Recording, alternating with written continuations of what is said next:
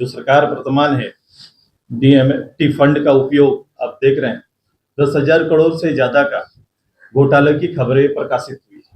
अब इस सरकार के चाल चरित्र और चेहरे को लगभग हम सभी झारखंडी पूरे सभी लोग अवगत हो गए, और इसका जो चेहरा है वो अवैध खनन, नौकरी बिक्री और शराब घोटाले प्रमुख रूप से ये कैरेक्टर बन के इनका सामने आया है। सरकार के ऊपर जो डाउट है, जो नौकरी बेचने का, जो संसाधनों की बिक्री का, शराब घोटाले का, ये चीजें तैयार हुई है सरकार। जितने लीगल माइंड चल रहे हैं सरकार के संरक्षण में चल रहे हैं, और इससे जो उत्पादन का जो प्रतिशत है वो गिरा है। उत्पादन प्रतिशत जो 8% था वो गिर के 2% आया है।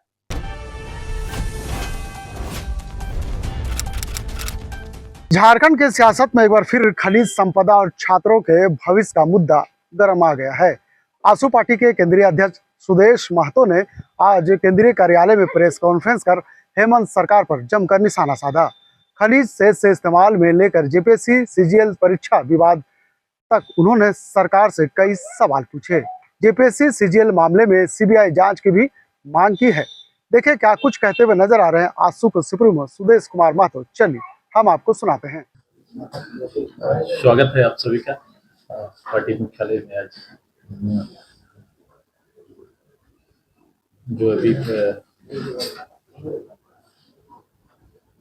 राज्य सरकार, केंद्र सरकार से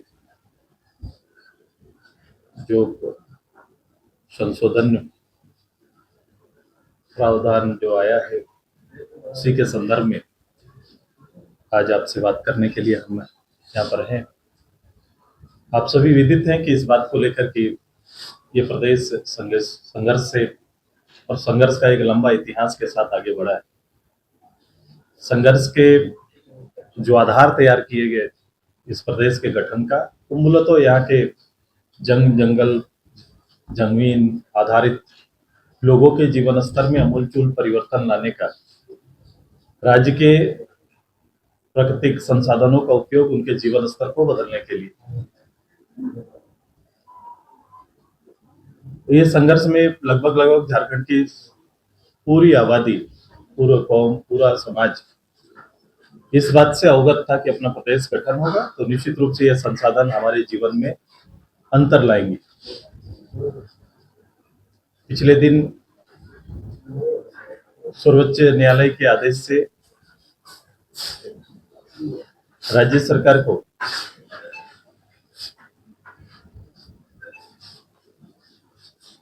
सेस लगाने का अधिकार प्राप्त हुआ कि राज्य सरकारें अपने राज्य के हितों की सुरक्षा के लिए ऐसा कर सकती।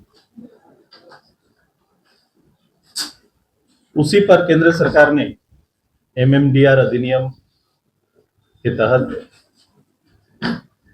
संशोधन लाया है कि अब चूंकि जिस समय सर्वोच्च न्यायालय ने एक प्रावधान राज्य सरकार को दिया था, उस समय उन्होंने कहा था राज्य सरकार, केंद्र सरकार चाहे तो बिल ला सकती। केंद्र सरकार ने बिल के रूप में लाया और सर्वोच्च न्यायालय से जो राज्य सरकार के जो अधिकार मिले, उसके तहत राज्य सरकार मिनरल लैंड सेस लगा सकती है। अब ये स्वतंत्र रूप से नहीं लगा सकेगी। जो उच्च न्यायालय का था आदेश, उसके तहत ये लगा सकती है सेस, लेकिन अब इस प्रावधानों के बाद राज्य सरकार सीधे तौर पर सेस लगा नहीं सकती। लेकिन उसी के अधिनियम धारा 9D का प्रावधान है कि जिस पर हमने कल केंद्रीय मंत्री को आग्रह किया है कि भारत सरकार से हमने आग्रह किया कि 9D के तहत भारत सरकार से अनुरोध है कि सिर्फ खनिज क्षेत्रों में रह रहे लोगों के लिए राशि का विशेष योजनाओं चलाने का शर्त के साथ राज्य सरकार को अनुमति प्रदान करें। ये हमने केंद्र सरकार के मंत्री जी से आग्रह किया है।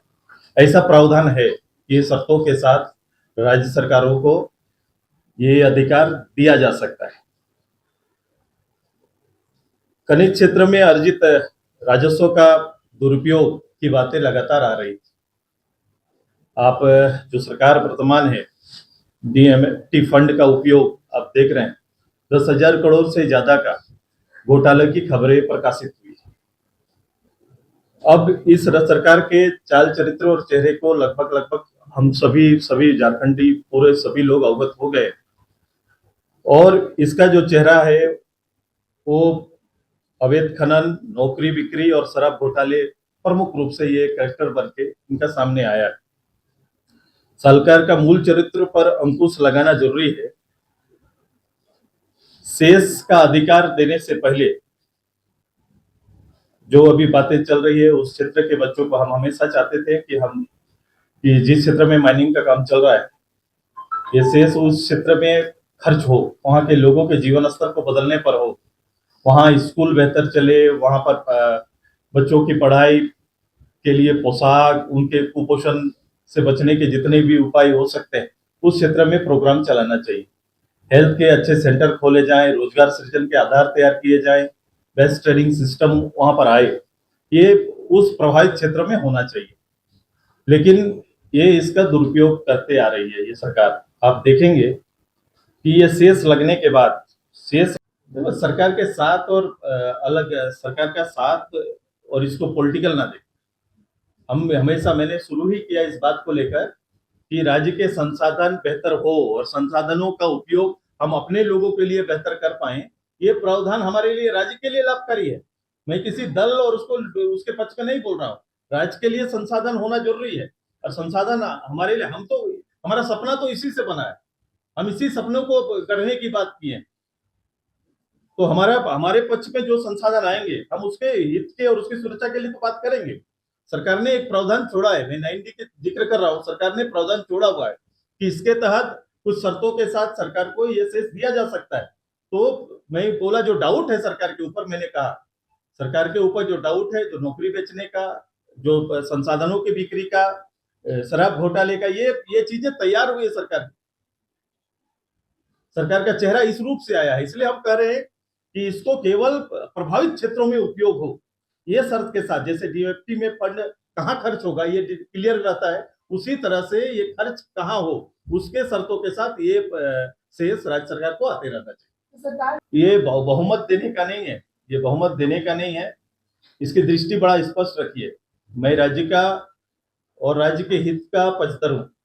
मैं राज्य के हितों की सुरक्षा कैसे होगी, मैंने वो बात कहा है। ये कौन किसके साथ खड़े होंगे, ये दल आधारित विषय नहीं है, लेकिन जो दल लीड कर रहा है वो उसके ईमानदारी नहीं है, वो ईमानदार नहीं है राज्य के इन संसाधनों के उपयोग में। कोयला उसका बेहतर उदाहरण है। जितने लीगल माइन चल रहे हैं सरकार के संरक्षण में चल रहे हैं, और इससे जो उत्पादन का जो प्रतिशत है वो गिरा है। उत्पादन प्रतिशत जो 8% था वो गिर के 2% आया है, मैं ये कह रहा हूं। और इससे जो आपूर्ति नहीं हो रही है, इससे जब आपूर्ति कोयला का जो उत्पादन के आधार पर वो आपूर्ति नहीं हो पा रही है जो औद्योगिक इकाई को, तो कहीं ना कहीं इसी पर सरकार खेल रही है, इसी को अनलीगल जो तरीके से वो काम कर रही है उस पर। भाई, मैं तर्कों के साथ रखा, नुकसान कहा। अगर शेष ना मिलेगा तो एक बड़ी राशि राज्य को प्राप्त नहीं होगी, ये नुकसान है, ये नुकसान है। लेकिन दरवाजे सेंट्रल गवर्नमेंट ने खोल के रखे हैं। दरवाजे 90 मैंने कहा कि प्रावधान के तहत खुला हुआ है कि उसके तहत राज्य सरकार पहल करे। मैं भारत सरकार से ये बात कहने के लिए गया कि 90 का उपयोग करते हुए शर्तों के साथ शेष लगाने का अधिकार राज्य को दे, ये चाहते हैं, और उसकी निगरानी होनी चाहिए। जेमेम का कोई फंड कम हो जाएगा विकास योजना में, ये दलील होती दलील है। मैया योजना से जोड़ रहा है इसको, मैया योजना बंद हो जाएगा। मैं कह रहा हूं किसी योजना वो अपनी योजना जो खर्च नहीं कर पा रहे, जो योजना पेट है, जो उन्होंने तय किया उसको खर्च नहीं कर पा रहे, वो बेबुनियाद बातें कर रहे हैं। वो मैंने कहा तकरार के लिए वो बात कर रहे हैं, मैं समाधान की बात कर रहा हूं। वो पॉलिटिकली इसको तकरार की स्थिति में ले जाना चाहते हैं, लोगों की भावना से खेलना चाहते हैं, जैसे उनकी नीयत और आदत रही। आपको नहीं, ये सलाह है हमारा। मैं राजहित में वो ये समझ रहा हूं कि इसका उन्होंने रास्ता खोला है, ब्लॉक नहीं है। दुरुपयोग मैंने बता दिया, जब सरकारें फंडों का दुरुपयोग करेंगी तो कोई ना कोई रास्ता निकाला जाता है। मे भी वो रास्ता उनका होगा कि इससे हम चीजों को नियंत्रित करेंगे, लेकिन हम अपने अधिकार के पक्ष में है। मैंने कहा कि शर्तों के साथ ये जो सेस की राशि राज्य सरकार को मिलनी चाहिए। तो कुल मिलाकर सुदेश कुमार महतो ने खनिज राजस्व के सही इस्तेमाल और छात्रों के भविष्य से जुड़े परीक्षा विवाद पर सरकार को कटघरे में खड़ा किया है।